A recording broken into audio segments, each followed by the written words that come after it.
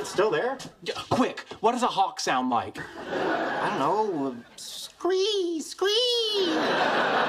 Please, that's a seagull. If you're not going to help, don't help. Sorry, hey, do you think I'm overdressed?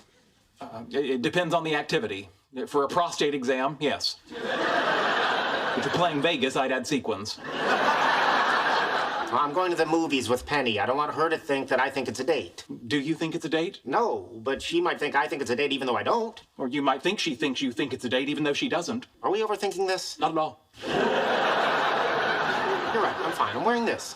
Really? A blazer? All right.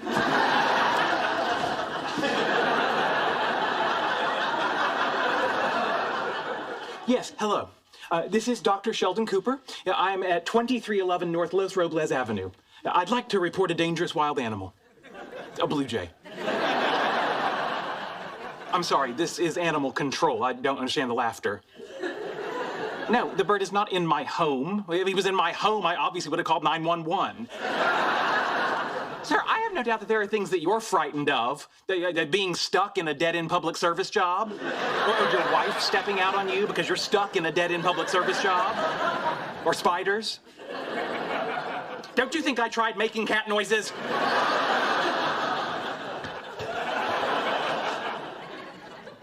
Too casual? For an audience with the Queen, yes. For an evening of passing a bottle of fortified wine around a flaming trash can, you look great.